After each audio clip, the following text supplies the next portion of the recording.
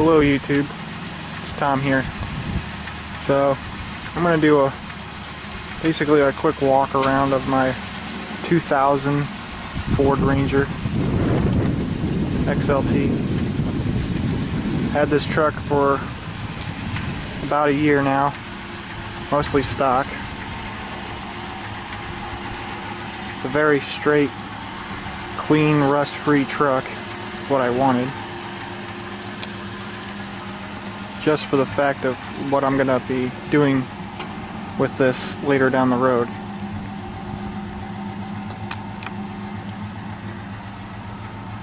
Give a nice walk around of it. It's that pearl white Ford.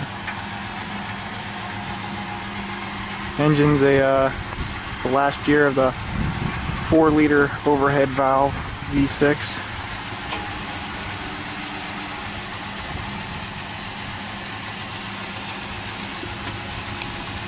This is my current daily driver.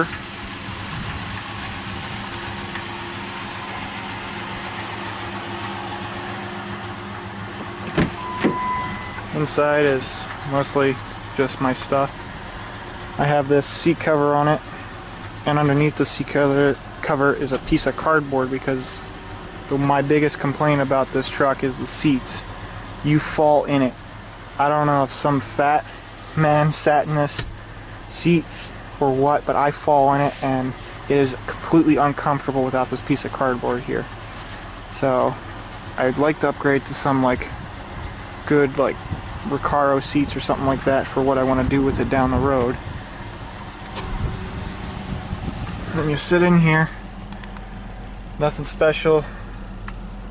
My backpack, school bag, the back, my basket full of tools and extra things and stuff for the road, and that's pretty much. You got the 2 fold out seats. This is the extended cab quad door, which means you can open up this door here, which is actually quite handy. As of right now, it's got a 138 518 on it. I bought it with 119. The scan gauge there is basically there to show the RPMs, because the RPM gauge likes to drop out when it wants to, and to monitor water and trans temp, because I don't like the idiot gauges that come with it that don't have numbers on it. I like to see numbers. Stock radio, 4-wheel drive, automatic.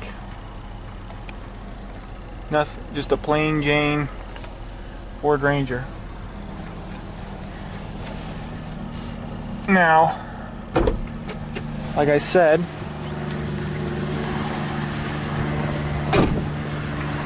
it's the standard 4-liter overhead valve motor. The last year they put this motor in this Ranger.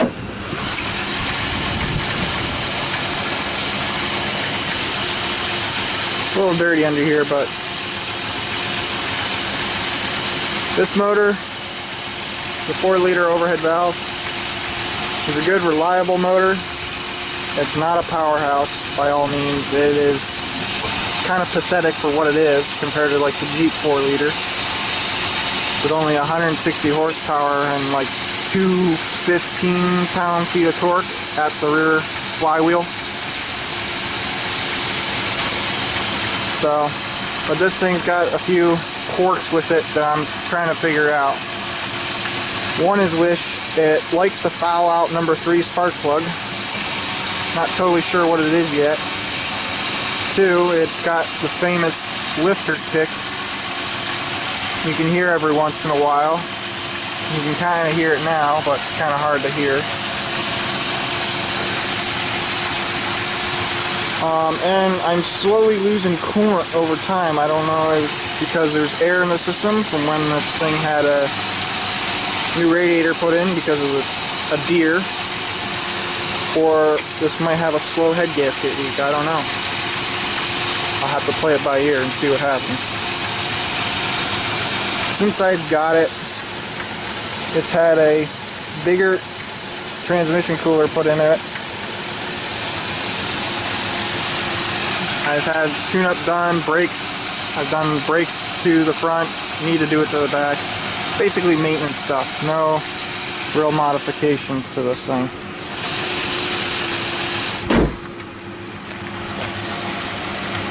If you can see that, it's a big ass trans cooler I put on this thing. It's sitting level. I did a add a leaf in the back and cranked the front torsion bars on the front. So it's got sort of a 2-inch lift on it, but real cheap one. Stock shocks. It's 373 gears. You can see around the bed some stuff. This tail light, a little bit of broken right there. It's got the tow package. So the plan for this Ranger, and I hope to make more videos of it, is that with it having the 4-liter overhead valve, which in my opinion is better reliable than the single overhead cam, do a few things to the engine to make it a bit more fuel efficient and maybe some more power. I get 17 miles to the gallon as it sits right now. I would really rather it be more than that. It's actually quite pathetic for the power it has. So hopefully change that a little bit. As the time being, the ultimate plan is to put a 363 stroker motor 302 in here, probably a short block, maybe a long block, I don't know, to have this thing make 400 horsepower to 450 horsepower, hopefully at the tire, and about the same in torque, and eventually put a long travel suspension system on it for the dunes. That's sort of the plan. But since I have the Jeep and I'm trying to get that fixed up and drive that, for the time being this is just staying as it is. Now that I have the 4-liter in here, and it's going to take a while and money to get a V8 in this to where I want it, I'm going to mess with the 4-liter a little bit just to see what I can do. For making more power, it's always about getting air in and air out. So I want to try and put a bigger mass airflow sensor on it. Cat back exhaust probably, it still has the stock. And I got a supercharger from a Buick, I forget what it was, early 2000 Buick, something like a Regal or something like that, M90 supercharger from a coworker. So I'm thinking of slapping that on here. I'm gonna have to make my own intake manifold, or upper intake manifold for that. So for this 4-liter, the goal is do some small add-ons, and the supercharger hopefully make about 7.5 to 8 pounds of boost, and hopefully this 4-liter will make 200 horsepower at the tire. So that's kind of the goal, and hopefully I'll make more and more videos of that when I get to it. But this is how it sits right now. It is a good daily driver. The only thing that's annoying is it fouling out number 3. Right now it's subsided because the spark plug gap is smaller than all the rest, and it hasn't came back, but it's still an ongoing problem. And as you can hear, I guess kind of from the back here, the ticking noise, part of me thinks it's bad lifters, part of me thinks it might be a blown head gasket. I'll have to see. I'll have to do some tests to see if it is, and I'll make some videos of it. But as the truck sits now, this is what it is. Now what I do want to put onto it is a front skid plate because of that low hanging radiator. if you know about these trucks.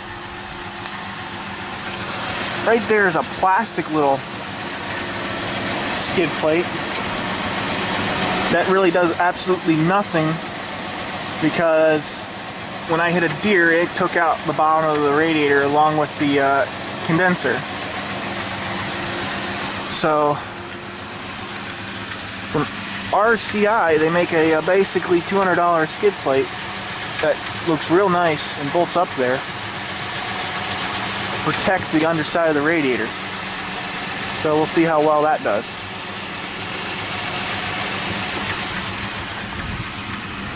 But this is the 4-liter Ranger, or my Ranger. And this is the start, basically the start of what it looks like now, to hopefully where I can have it to where I want it. And that will be way later down the road. So, there you go.